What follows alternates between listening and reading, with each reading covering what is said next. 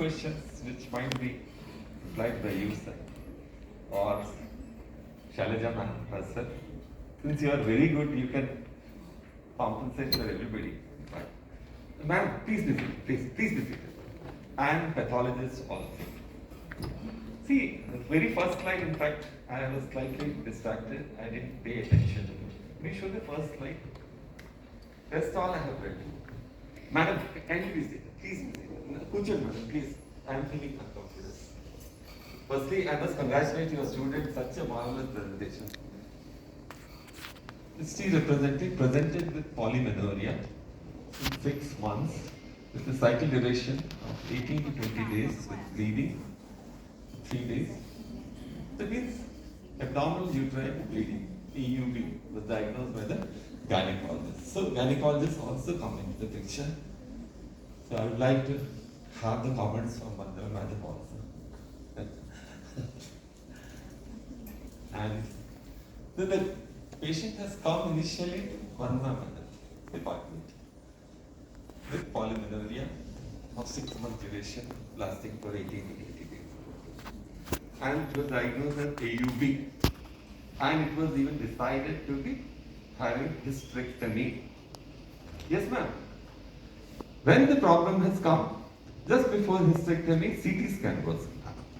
And then they found there is a mass in front of sacrum. CT scan Front of, that's a pre-sacral region, there was a mass. No, sir. No. Intraoperatively ultrasound basis only. Intraoperatively ultrasound. Sir, this was the ultrasound done preoperatively. Pre-operatively ultrasound. Ma'am, kindly listen. I'll come to it.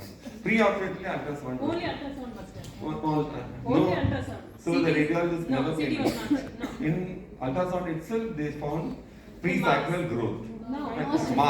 Mass arising from the uterus. I thought it was a fibroid. Okay. Mass arising from the uterus. From the uterus. Yes. Mass arising. Yes. Schwannoma, how Schwannoma has been diagnosed? Schwannoma is the pre-sacral mass connecting from the sacrum just behind the rectum. And it's an absolutely benign tumor, as far as I know. Even any pathologist would say. Schwannoma is a benign tumor. And in fact, last slide itself I was objecting why malignancy is being suspected and why follow-up is required. If once you do sacrectomy, matter is closed once for all. Have you done sacrectomy? No, sir. You have not done. In Fine. this case, It was not If decided. sacrectomy is required, probably orthopedic surgeon also would have been involved. We have mentioned also. It was not done. Only the mass and mass was removed. Yes. Matter is closed once for all. It will never come back to it. Why all this? So much of confusion, so much of this thing. Don't you in find total disarray? ultrasound they cannot differentiate whether it is arising from the presacral space or arising from the uterus because of close approximation of the mass to the uterus. Okay.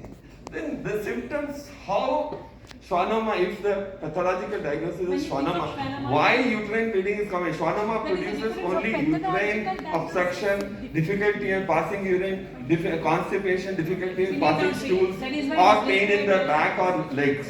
How DUB has come? DUB is a different. How abnormal uterine bleeding has come in a case of Schwannoma? Without That's a presacral still bigger schwannoma question. also, a female can suffer from AUP. How it has The come? symptoms are unrelated, sir. No, let them answer. Please. And the pathologist also. I would love to know answer. So very clearly when the patient came, I think it's not my unit case from what I came to Murmu later sir.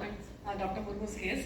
And actually she did present with polymenorrhea. Polymenorrhea is when somebody has very frequent cycles, and typically when the patient bleeds is a function of the HPO axis. That decides when to bleed. So if somebody is bleeding more often, it means that the ovary is functioning more often. And it will occur when the ovary is extremely vascular. If it is congested, it will run through its cycles faster. Now this huge mass was compressing on the pelvic vessels, and so they were very congested, and that had an impact on the ovaries.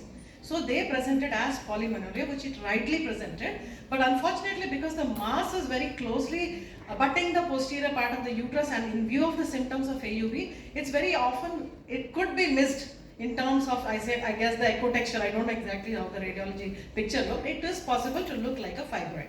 So with that in mind, I think they opened up with the clinical and radiological diagnosis. On opening, they found that the uterus is normal.